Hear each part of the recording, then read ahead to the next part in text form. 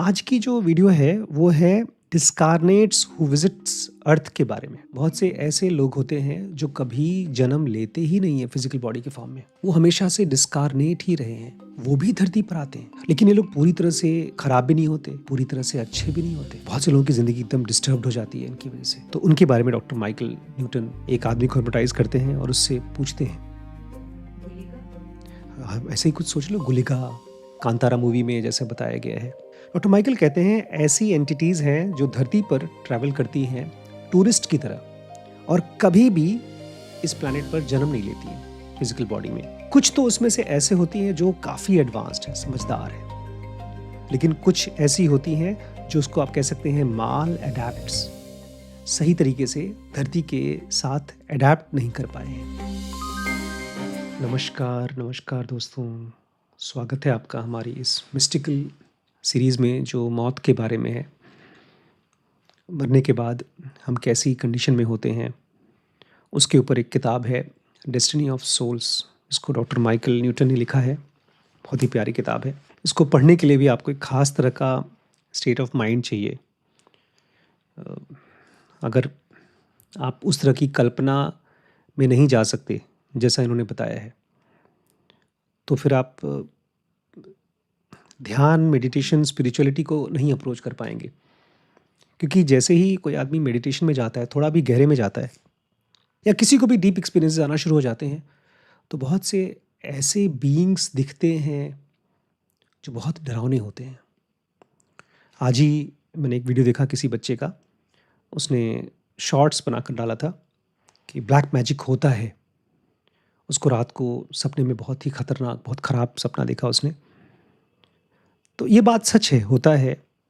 लेकिन आज की जो वीडियो है वो है डिस्कारनेट्स हु विजिट्स अर्थ के बारे में। बहुत से ऐसे लोग होते हैं जो कभी जन्म लेते ही नहीं है फिजिकल बॉडी के फॉर्म में। वो हमेशा से डिस्कारनेट ही रहे हैं। वो भी धरती पर आते हैं, लेकिन ये लोग पूरी तरह से खराब भी नहीं होते, पूरी तरह से अच्छे भी नहीं होते। बहुत से लोगों की जिंदगी एकदम डिस्टर्ब हो जाती है इनकी वजह से। तो उनके बारे में डॉक्टर माइकल न्यूटन एक आदमी को हिप्नोटाइज करते हैं और उससे पूछते हैं।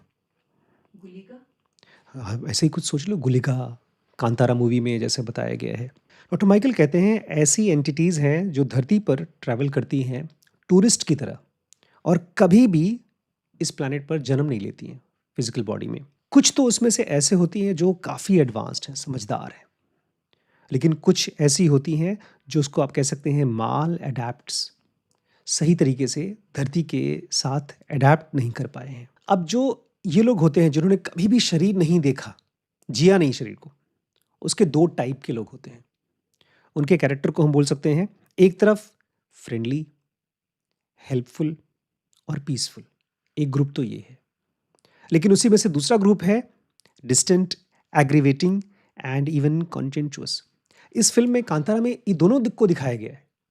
एक गुलिगा थे और एक पंजरुली। एक बहुत सॉफ्ट प्यार करते थे सबको और एक बहुत ही गुस्से वाले। और डॉक्टर माइकल कहते हैं हमारे इतिहासों में, हमारे किताबों में हजारों साल से आप इनका जिक्र देखेंगे, ये दोनों काम करते हैं।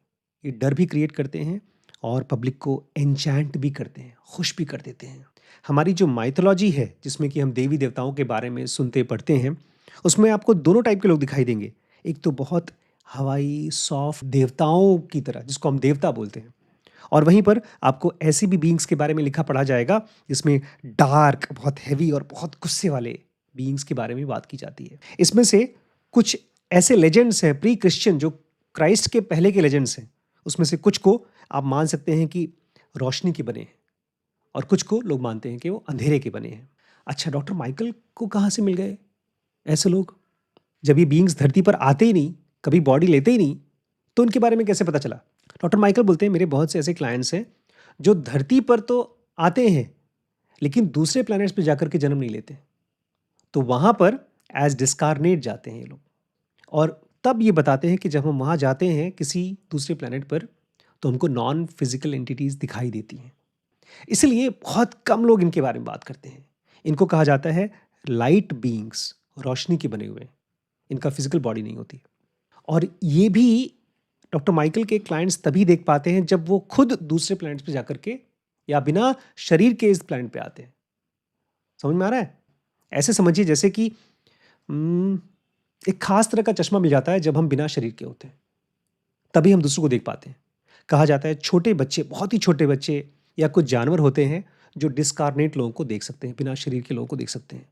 हम लोगों को नहीं दिखता क्योंकि हमारी, जिसको हम लोग ज़िलों में कहते हैं ना सेक्शन 2B या 3, वो जब तक नहीं खुलता तब तक हम डिस्कार्नेट सोल्स को नहीं देख पाते।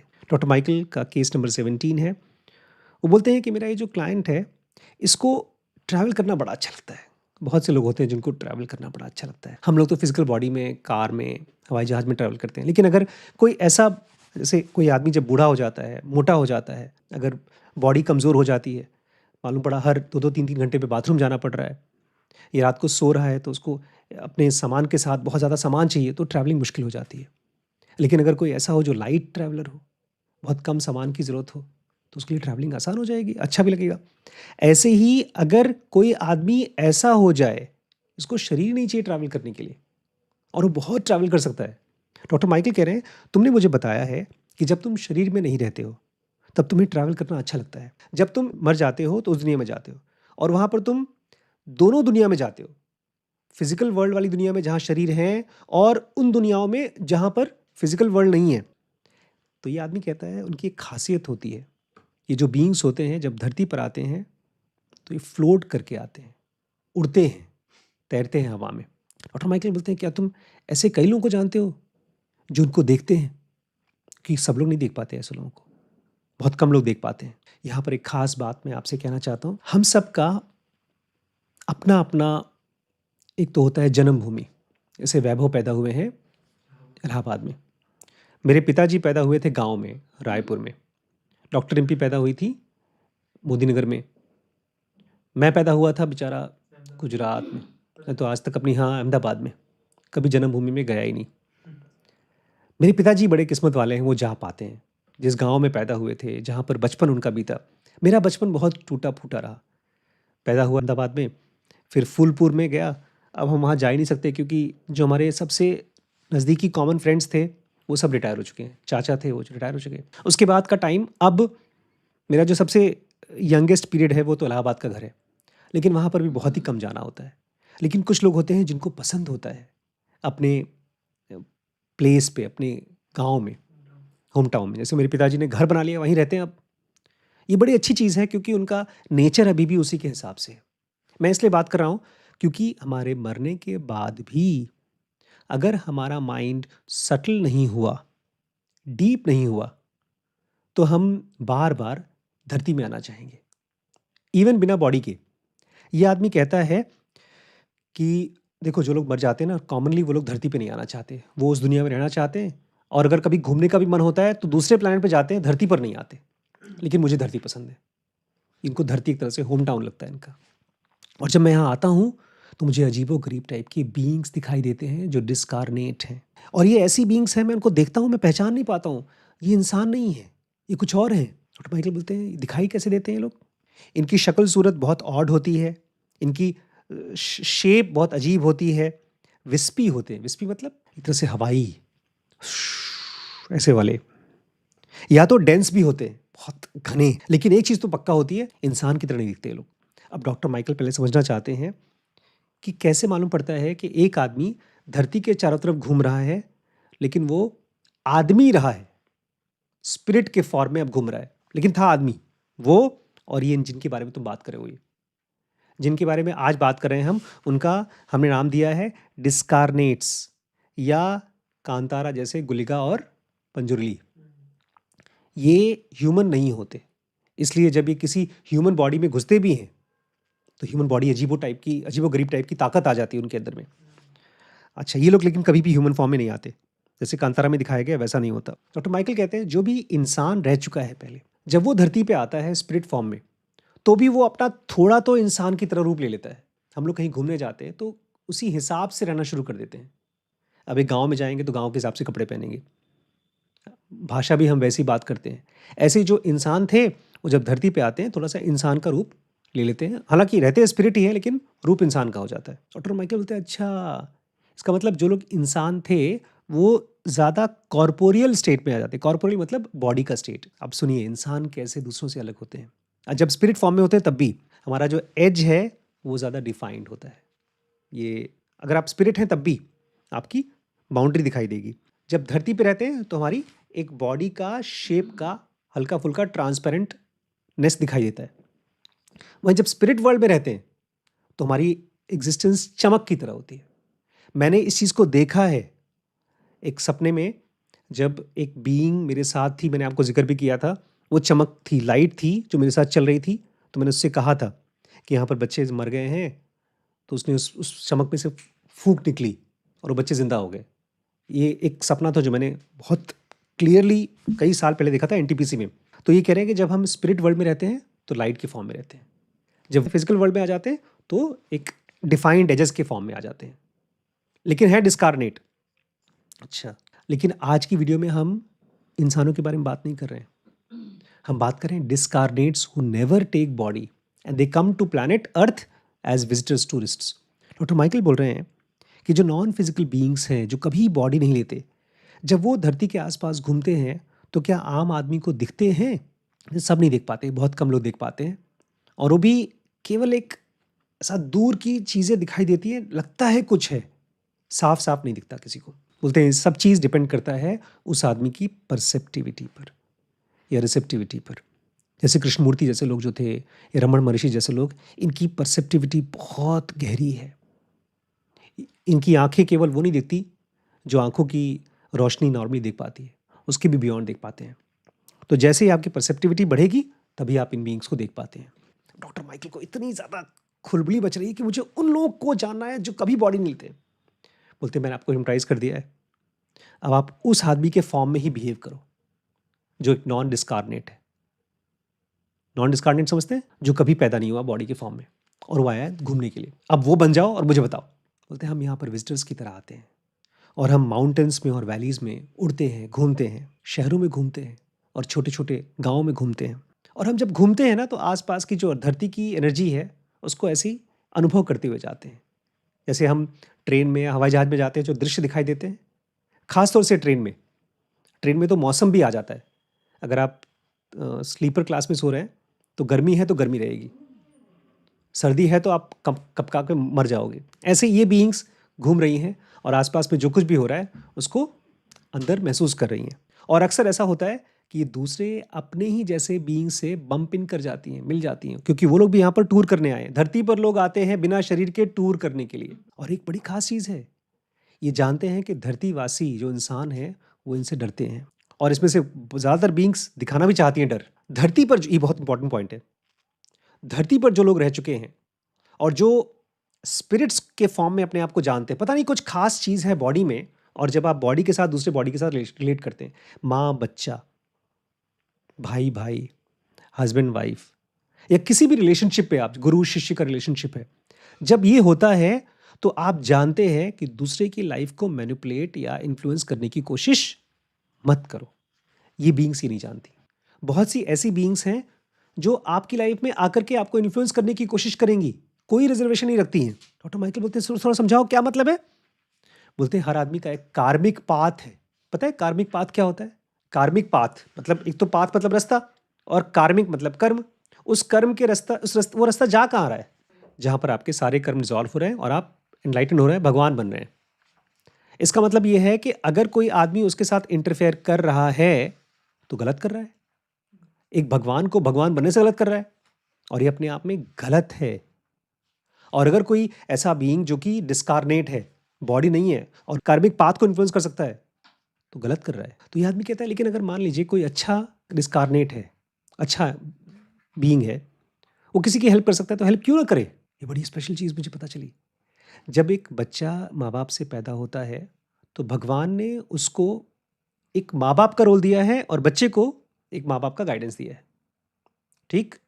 इसलिए जो मेजर कर्म माने जाते हैं ना इंसानों में, ऋण माने जाते हैं, वो पितृ ऋण माना जाता है कि बच्चे को अपने पिता की देखभाल करनी चाहिए जब वो बूढ़ा हो जाता है। ऐसे ही नेचर में भगवान सब इंसान को, हर एक इंसान को एक गाइड देता है। आपको भी गाइड मिला है, एक स्पिरिचुअल गाइड। ये आदमी कह रहा है देखो, जो लोग डिस्कारनेट होते हैं, बिना बॉडी के यहाँ पर घूम रहे हैं, उनको गाइड का काम नहीं दिया गया है। ये हमारा वेकेशन ट्रिप है, हम यहाँ पर किसी को गाइड करने के लिए, इन्फ्लुएंस करने के लिए नहीं आए हैं। अगर हम यहाँ पर आए हैं बिना शरीर के और यहाँ पर हैं, तो ठीक है, हम थोड़ा सा उसको सही रास्ते की तरफ इशारा कर दें, बजाय कि गलत, बट दूर से करें, उसको पुश ना करें। क्यों? हर इंसान की लाइफ में जो उसके मेजर ट्रबल स्पॉट्स हैं, पता है वो क्या हैं? जो आप, जैसे आपका करियर आजकल बड़ा उलझा हुआ है, आपकी लाइफ में भी कुछ चीज़ें हैं जो बहुत उलझी हुई हैं, जो बार बार आपको परेशान कर रही हैं, वो आपके मेजर इनसाइट पॉइंट्स हैं, वो मेजर फ्रीडम पॉइंट्स हैं। कृष्ण ने इस चीज़ को कहा था गीता में, हमारा स्वभाव ही हमारे मुक्ति का रास्ता भी है। हमारा स्पिरिचुअल पाथ निकल के आता है हमारे स्वभाव में से। अब हमारा स्वभाव है सिगरेट पीने का, वो मेरी स्ट्रगल है, वो मेरी एडिक्शन है, लेकिन वही मेरी फ्रीडम भी होगी। इसलिए एक आदमी को जिस मुश्किल में घुसा हुआ है उसमें से खुद ही निकलना चाहिए। अगर किसी गुरु के पास चले गए, किसी आदमी ने आपको इन्फ्लुएंस करके उसमें से निकाल दिया, आप फिर से उसी कचरे में घुस जाएंगे, क्योंकि वो आपका लेसन है जो आप कंफ्यूज्ड हैं, निकल नहीं पा रहे हैं। तो ये डॉक्टर माइकल कहते हैं, अरे यार, अगर तुम किसी को हेल्प कर दे रहे हो थोड़ा बहुत, तो तुम्हें अच्छा स्पिरिट तो माना ही जाएगा ना, कि अच्छी स्पिरिट है। तो ये आदमी कहता है, अच्छी स्पिरिट? अच्छी स्पिरिट मतलब क्या? बोलते, अरे बहुत सी ऐसी स्पिरिट्स हैं जो खराब स्पिरिट्स हैं, उनसे तो तुम अच्छे ही हो, क्योंकि वो दूसरों की ज़िंदगी को जबरदस्ती टॉर्चर करने की कोशिश कर रहे हैं, एंजॉय करने के लिए अपने। सुनिए, ये मेरे लिए आज की सबसे बड़ी इंसाइट थी। There are no evil spirits. हाँ, केवल ऐसी होती हैं जो इनेप्ट हैं। इनेप्ट मतलब उनको पता नहीं है, उनको गलतियां हो रही हैं उनसे। आपके सामने कोई मजदूर है, काम कर रहा है, आप उसको देख रहे हैं काम कर रहा है, आप उसको हेल्प भी कर सकते हैं, लेकिन नहीं करेंगे हेल्प। तो आप हो सकता है इंडिफरेंट हो सकता है आपको काम नहीं आता हो, या हो सकता है आप केयरलेस हो, लेकिन आप ईवल नहीं है। होता है दुनिया में कोई भी स्पिरिट ईवल स्पिरिट नहीं होती। डॉक्टर माइकल कहते हैं बहुत से तो ऐसी स्पिरिट्स होती होंगी जो बहुत दुखी स्पिरिट्स हैं, या मौज मस्ती करने वाली स्पिरिट्स, वो भी तो दूसरों का नुकसान पहुंचा सकती हैं। बोलते हैं हाँ बिल्कुल हो सकती हैं, लेकिन ये प्री मेडिटेटेड ईवल नहीं है। कोई सोच समझ के प्लान करके किसी का बुरा करे, ऐसा नहीं है। बोलते हैं हम सब के सब ऐसे नहीं है कि हाँ धरती पर आए लोगों को टॉर्चर करने के लिए, ऐसा बिल्कुल नहीं है। डॉक्टर माइकल बोलते हैं हाँ मैं वही पूछ रहा हूँ, मैं तो घोस्ट के बारे में पूछ रहा था, भूत प्रेतों के बारे में। बोलते नहीं, जो घोस्ट होती हैं वो अलग होती हैं, वो अपनी मर्जी से यहाँ पर ग्राउंडेड होती हैं। डॉक्टर माइकल बोल रहे हैं अच्छा वो स्पिरिट्स जो धरती पर कभी आई नहीं है, कभी जन्म नहीं लिया, जो धरती के लिए स्ट्रेंजर्स हैं, वो उनके बारे में? बोलते हैं कुछ ऐसी स्पिरिट्स होती हैं जो एक डायमेंशन से दूसरे डायमेंशन में ट्रैवल करती हैं, और इनको हम लोग मानते हैं मैल एडेप्ट्स। मतलब एडेप्ट मतलब परिस्थिति के हिसाब से बदल जाना, लेकिन ये इस डायमेंशन से उस डायमेंशन में आई है, एडाप्ट नहीं कर पाई हैं, इसलिए इनको धरती के साथ में कोई सेंसिटिविटी नहीं होती। और सबसे बड़ी दिक्कत होती है कि इंसानों के बारे में नहीं जानती हैं। डॉक्टर माइकल बोलते हैं अच्छा और ये लोग जिंदा लोगों के लिए प्रॉब्लम कर सकती हैं? हाँ ये प्रॉब्लम कर सकती हैं, लेकिन जानबूझ के नहीं करती हैं। आप इनको ऐसे मान सकते हैं कि ये क्लमजी मिस्चीवियस चिल्ड्रन है। क्लमजी मतलब ऐसे ही पागल टाइप के बच्चे। बेसिकली जब धरती पर आती हैं तो उनके लिए ऐसा है कि अरे ये क्या है, अम्यूजमेंट पार्क की तरह है। हम इनको ये मान लेते हैं कि ये लोग नॉटी यंगस्टर्स हैं, बाइक पर घूम रहे हैं, मस्ती कर रहे हैं, छेड़छाड़ कर रहे हैं। इनको आप प्रैंकस्टर्स मान सकते हैं। ये बेचारे गलेबल लोगों को, डरपोक लोगों को डराने में मजा लेती हैं। एक वर्ड है ट्रुआंट्स। ट्रुआंट्स का मतलब है आवारा। नेचर में कुछ ऐसे ट्रैकर गाइड्स होते हैं, मास्टर्स होते हैं, जिनका काम है ऐसे आवारा स्पिरिट्स को, जो बस मौज मस्ती कर रहे हैं, उनकी वजह से अगर किसी को दिक्कत हो जाए उनको कोई परवाह नहीं, ऐसे लोगों को इकट्ठा करके पकड़ करके ले जाते हैं। डॉक्टर माइकल बोल रहे हैं यार बहुत कॉमनली होता है क्या दुनिया में? ऐसा कॉमन नहीं होता। ये स्पिरिट्स बहुत पावरफुल होती हैं। इनको ऐसे मान लो कि बहुत समझदार बड़े पेरेंट्स के बच्चे घर छोड़ के भाग गए हैं। डॉक्टर माइकल बोल रहे हैं अच्छा इसका मतलब कोई दुष्ट डीमन। डीमन का कॉन्सेप्ट जानते हैं क्या है? एक तरफ भगवान है और एक तरफ शैतान, जो भगवान की तरह ताकतवर है, जिसकी लड़ाई हो रही है भगवान से। मतलब हम लोग क्या नहीं माना जाता ऐसा, ईस्टर्न यहाँ तो नहीं माना जाता। यहाँ पर कोई भी शैतान नहीं है भगवान के बराबर। यहाँ पर जो सुप्रीम पावर है वो, उसको तो दुनिया में इंटरेस्ट नहीं है इंडियन फिलॉसफी में, लेकिन क्रिश्चियन फिलॉसफी में माना जाता है एक भगवान है और एक शैतान। डॉक्टर माइकल बोल रहे हैं इसका मतलब कोई भी ऐसा डिमोनिक फोर्स नहीं है जिन्होंने ऐसे भूत प्रेत को दुनिया में भेज दिया है। बोलते नहीं नहीं, ऐसा कोई इवल स्पिरिट दुनिया में नहीं होता। धरती एक डेंस प्लेस है। डेंस प्लेस, डेंस मतलब गहरा, जहाँ चीज़ें दिखती नहीं है, समझ में नहीं आती हैं, पता है डेंस स्पेस कैसा होता है? आप नहीं, मैं उस डेंस जंगल की बात नहीं कर रहा हूँ। मैं बात कर रहा हूँ, आप आराम से फ्रेश भगवद गीता पढ़ा या आपने कोई स्पिरिचुअल बुक पढ़ी और आपको लगता है यार आदमी को ध्यान करना चाहिए, अवेयर होना चाहिए, और अपने दोस्त के साथ चले गए मार्केट में और वहाँ खाने की दुकान में घुस गए और खाना खा के पेट भर गया, ओवर ईट कर लिया। अब घर पे आए, डिप्रेशन में चले गए। पता था कि ये खाना कम खाना चाहिए, लेकिन डिप्रेशन में कहाँ से आ गए? ओवर ईट करके। उसके बाद बीवी से लड़ाई हो गई। अब लड़ाई हो गई तो वो 20 साल पुरानी बात निकल के आई है जो मैंने बीवी को या बीवी ने मेरे को ताना मारा था। अब वो चीज़ की वजह से अगले 1 हफ्ते तक लड़ाई हो रही है। ये है डेंस, जहाँ पर माइंड बेचारा एक चीज़ का नहीं बना, 3 चीज़ों का गुत्थे का बना हुआ है। कौन कौन सी 3 चीज़?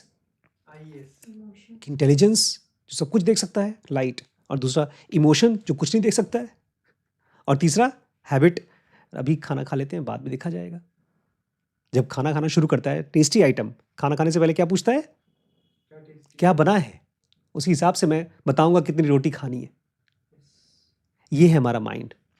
तो बोल रहे हैं कि धरती एक डेंस प्लेस है, लेकिन ये जो बीइंग्स आती हैं ये और ज़्यादा डेंस प्लेस से आती हैं और अंधेरे से आती हैं।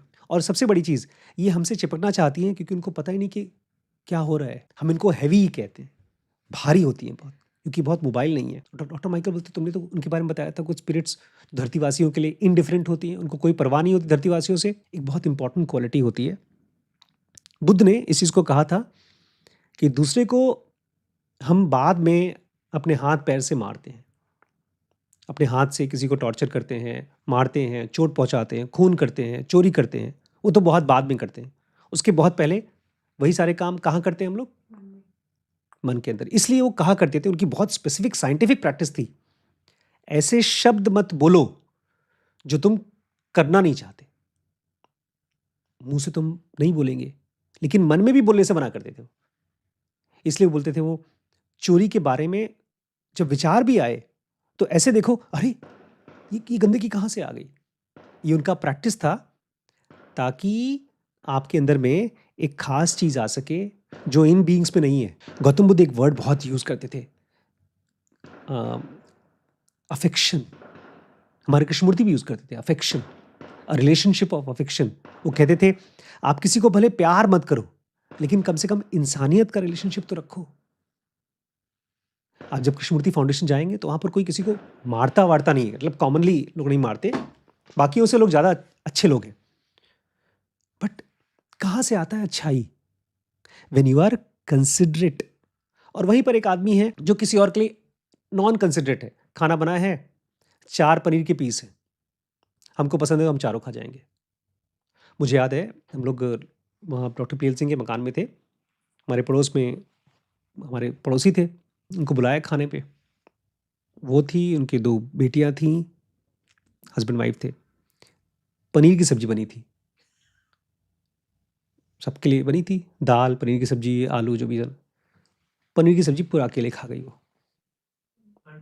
नहीं, उनकी बेटी, किसी और के लिए बचा ही नहीं, उसको पसंद था, खा गई। और उनकी माँ को भी कोई फर्क नहीं पड़ा, खा गई तो खा गई, हमारे घर में तो ऐसे खा लेती हो, सब बाकी लोग दाल खाए। अब दिक्कत कहाँ से शुरू होती है? अगर किसी सामने वाले को लगता है कि अरे मेरे को भी खाना था, उसने मन के अंदर एक अकाउंटिंग किया था कि देखो 4 पीस हैं तो 4 लोगों को बराबर एक एक मिलेगा। अब उसका तो छिन गया, अब उसके मन में उसके लिए दुश्मनी आ गई। अब भले वो आदमी चला गया अपने घर, लेकिन उसके मन में एक दुश्मनी का बीज पड़ गया। ये तो एक एग्जाम्पल दिया पनीर का, ऐसी प्रॉपर्टी का होता है। देखिए ये बहुत देखने में लगेगा बड़ी छोटी सी चीज़ है, बीइंग कंसिडरेट और नॉन कंसिडरेट, बट पता है इस चीज़ का किससे ताल्लुक है? बीइंग परसेप्टिव और नॉन परसेप्टिव। हम लोग गए इस बार 10 दिन के ट्रिप में कम से कम 5 अलग अलग जगहों पे रहे, राइट? अगर हम इन 5 होटलों के मैनेजर होते तो कैसे पता चलता कि मेरा होटल दूसरे से अच्छा है कि नहीं? मैंने बड़ी मम्मी ने मुझे पढ़ के सुनाया था, ओबेरॉय के जो होटल थे उसके मालिक अपने बच्चों से बोलते थे, जाओ दुनिया के जो बेस्ट होटल हैं उसमें रह करके, देख करके, सीख करके आओ। उनके कमरे कैसे हैं, उनके बाथरूम कैसे हैं। अदरवाइज कहाँ है अच्छाई सुंदरता होटलों में? जाके देख के या सीख के आओ तो बनाओ। हम लोग उदयपुर के जो घर में रहे थे, इतना ज़्यादा इंटीरियर डेकोरेशन कर रखा था कि एकदम आँखों के लिए बड़ा गॉडी लग रहा था। वहीं पर हमारा जयपुर का जो घर था, वो सिंपल था। वो सिंप्लिसिटी या गॉडीपन कहाँ से आता है? फ्रॉम परसेप्टिविटी। जब आप आँखों से चीज़ों को देख करके इवैल्यूएट करते हो। एक आदमी फ़िल्म बनाता है, तो वो कौन-सा इमोशंस ट्रिगर कर पा रहा है, उसको परसीव करता है ना। नहीं तो लोग क्या करते हैं, कुछ गाने डाल दिए, आइटम सॉन्ग्स डाल दिया, फाइट सीन डाल दिया, रेप सीन डाल दिया और थोड़ा बहुत मारपीट डाल दी, फ़िल्म बना दिया, जाओ देखो। पहले ऐसे ही बनती थी फ़िल्में। कुत्ते मैं तेरा खून पी जाऊँगा, लड़ाई-वड़ाई हुई, बात खत्म। अब धीमे-धीमे आप अच्छी फ़िल्में, खराब फ़िल्मों के बीच में डिफरेंशिएट करते हैं। वो कहाँ से आती है? From being perceptive. जब आप छोटी-छोटी चीज़ों को ऐड करेंगे या निकालेंगे, बीइंग कंसिडरेट। तो ये जो स्पिरिट्स हैं, ये डिसरप्टिव नेचर है इनका। ऐसा ना हो कि आप वो स्पिरिट बन जाएँ। तो माइकल बोलते हैं, oh! They are bulls in a china shop. जिसके पास बहुत ताकत आ जाती है ना, धीमे-धीमे उसकी परसेप्टिविटी बहुत कमज़ोर हो जाती है। लेकिन जो समझदार लोग होते हैं, जैसे गांधी जी थे। गांधी जी ने सबसे पहला काम किया पता है? जब इंडिया पे वो पॉलिटिकल मूवमेंट में घुसना चाहते थे, सबसे पहला काम क्या किया? कपड़े पब्लिक के हिसाब से पहनना शुरू किया। Adaptation to the local customs. बोलते हैं देखिए यार, यहाँ पर 2 टाइप के स्पिरिट्स की बात हो रही है और ये सारे स्पिरिट्स जिनकी बात कर रहे हैं, ये सब कौन है? आज की क्लास किसके बारे में है? डिस्कार्नेट्स हू विजिट अर्थ। डिस्कार्नेट मतलब जो कभी भी ह्यूमन बॉडी के फॉर्म में जन्म नहीं लिए, लेकिन फिर भी धरती पर आ रहे हैं घूमने के लिए। ये बोल रहे हैं, बॉस देखो, हम यहाँ आते हैं तो घूमने के लिए आए हैं। हमारे को किसी इंसान से ताल्लुक नहीं है। बहुत लॉजिकल क्वेश्चन पूछा है डॉक्टर माइकल ने कि कोई स्पिरिट जो कि अभी समझदार नहीं है, इनेप्ट है, तो धरती पर भेज क्यों दिया है उसको? पब्लिक की साथ मस्ती करने के लिए, टॉर्चर करने के लिए? इनके भी तो गाइड होंगे, तो उनको अच्छे से कंट्रोल करके क्यों नहीं रखते? ये सुनिए, बहुत अच्छा है। डॉक्टर आशीष शुक्ला, वैभव शुक्ला। टू मच मॉनिटरिंग किससे? जीसी शुक्ला। अगर दिन भर में 10 बार आपसे पूछा जाए, क्या पढ़ रहे हो, क्या पढ़ रहे हो, क्या पढ़ रहे हो, तैयारी की एग्जाम की, तो यह है टू मच मॉनिटरिंग। ऐसे स्पिरिट्स के साथ भी अगर उनके पेरेंट्स टू मच मॉनिटरिंग कर रहे हैं, तो बहुत इंटेलिजेंट स्पिरिट नहीं हो पाएंगी। लीश समझते हैं? गड्ढे में जो कुत्ते को बांधते हैं। अगर स्पिरिट्स को उसके पेरेंट्स, मतलब पेरेंट गाइड्स, बहुत टाइट लीश पे रखेंगे। टाइट लीश मतलब खाली लीश यहाँ टाइट नहीं, ज्यादा ढील नहीं देंगे, बहुत छोटी रस्सी है, उसको आप ले गए हैं दौड़ाने के लिए, अपने साथ वॉक कराने के लिए लेकर गए। अगर आप उसको छोड़ते हैं तो ज़्यादा वॉक कर पाएगा। ऐसे ही ये बोल रहे हैं, अगर लीश बहुत छोटी है, मतलब अगर पेरेंट गाइड, जो गाइड्स होते हैं, अगर अपने स्पिरिट्स को छोड़ेंगे नहीं धरती पर दुनिया में जाने के लिए, तो सीखेंगे कैसे? गलतियां नहीं करेंगे तो सीखेंगे कहाँ से? खाली एक चीज़ का ध्यान दिया जाता है, वो कभी भी ग्रेट हार्म नहीं अलाउ करते, बट छोटी-मोटी गलतियाँ करके उनको सीखने के लिए परमिशन है। तो माइकल पूछ रहे हैं, तुमने ढेर सारे अजीबो-गरीब टाइप के लोगों के बारे में बताया, जो धरती पे कभी जन्म लेते ही नहीं है, फिर भी यहाँ घूमते हैं और सबको टॉर्चर वगैरह करते हैं। क्या ढेर सारे हैं? चिंता मत करिए, बहुत कम होते हैं। इंसान की पॉपुलेशन 8 अरब है इस समय, और ये भी बहुत रेयरली साइक्लिकली दिखते हैं। कभी खास टाइम पर किसी को दिख गया। पता है, जो भी स्पिरिट्स होती हैं, वो कभी आपको दिखाई दे या महसूस हो, इवन आपके सपने में भी कभी अगर ऐसा सपना देखें जहां पर आपको जग के लगे मैंने एक स्पिरिट को देखा, उसका पर्पस पता है क्या है? वो आपका पास्ट है, आपकी बॉडी होने से पहले का स्टेट, या तो आपका फ्यूचर है जब आप बॉडी छोड़ देंगे तब का। कोई पूछ रहा था मुझसे कि आखिर बार बार हम सफ़र कर रहे हैं इस बॉडी में, फिर भी यहीं क्यों जन्म लेते हैं? एडिक्शन है, पता है, फिर भी हम यहीं जन्म ले रहे हैं। क्योंकि ये जो बॉडी को छोड़ करके परमानेंट नॉन फिजिकल स्टेट में रहने की जो बात है ना, स्पिरिचुअल यात्रा, it needs a long term experiment. मुझे लगता है इस जन्म में 2003, 4, 5 के समय जब मुझे ज़रूरत मिली और क्लास 10th से मेरी ये खोज शुरू हुई स्पिरिचुअलिटी की। सफ़रिंग की वजह से हुई, क्लास में पढ़ाई-वढ़ाई ठीक से नहीं कर पाते थे, फेल होते थे। लेकिन उसके बाद से मुझे ये मिल गया कि मुझे पढ़ना है, यही चीज़ पढ़नी है, ये खोजनी है। ये इस लाइफ़ का नहीं है, पिछले लाइफ़ का है। और मैं देखता हूँ बाकी मेरे बहुत से नोन टू लोग हैं जो 50 साल 60 साल की एज में 70 साल की एज में भी उनको इस चीज़ का ना तो इंटरेस्ट आ रहा है और ना ही तो वो लोग क्यूरियस भी हैं। वो लोग मान चुके हैं कि नहीं यार भगवान होता है, बात खत्म, मान गए।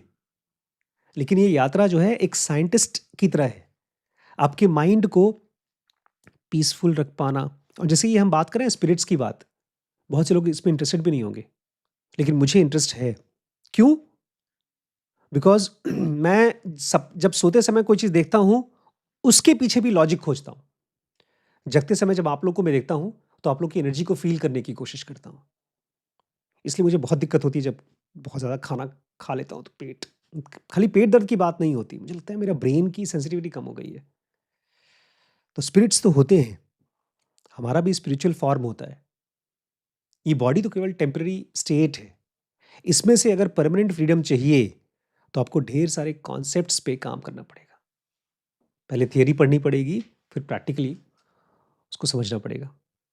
आज जो हम लोग गाड़ियाँ चला रहे हैं, कार या हवाई जहाज, वो ढेर सारे कॉन्सेप्ट्स को प्रैक्टिकल फॉर्म में रिक्रिएट किया गया है कई जनरेशन्स में। पहले पहिया बना, फिर घोड़ा गाड़ी, धीमे धीमे अब इंजन बनी। तो ऐसे ही ये जो स्पिरिचुअल फ्रीडम है, it's like creating your own body, recreating your own body. अगर हम लैक्स हैं, मानते हैं चलो यार बॉडी है तो है, तो फिर आप नेक्स्ट स्टेज पर नहीं जा पाओगे। You have to create your own body. हम जानते हो फिर भी उसके ऊपर काम करना पड़ेगा, अपनी सांस को गहरा करना पड़ेगा, अपने खाने के साथ में अपने अवेयरनेस को देखना पड़ेगा, अपने थॉट्स की क्वालिटी को देखना पड़ेगा। बहुत आसानी से कौन सी चीज़ को, गलत चीज़ को भी बिलीव करने का मन कर रहा है उसको देखना पड़ेगा। डर कहाँ से आ रहा है? क्योंकि अगर डर है इसका मतलब हम मान चुके हैं कि हम बॉडी हैं। एक पॉइंट के बाद डर के बियॉन्ड जब हम जा पाएंगे तभी हम फिजिकल बॉडी के स्टेट से फ्री हो पाएंगे। तो डर के सोर्स के पास घुसना पड़ेगा अपने को।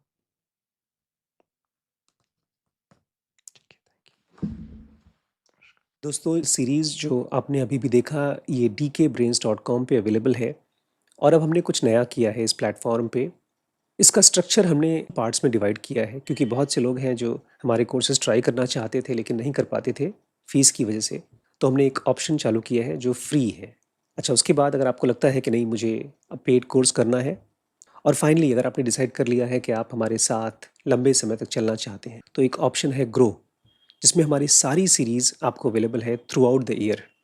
लेकिन उसके साथ साथ इसको एक अपॉर्चुनिटी भी बना सकते हैं अपनी अर्निंग का। बहुत ज़्यादा तो नहीं, लेकिन फिर भी कुछ न कुछ आपको अर्निंग होगी जब आप इस सीरीज़ को देखते हैं और किसी और को रेफ़र करते हैं। ट्राई आउट करिएगा, मुझे कमेंट के ज़रिए बताइएगा। आपके सजेशंस हमारे लिए बहुत इंपॉर्टेंट हैं। मैं वेट करूँगा आपके कमेंट्स का। ठीक है।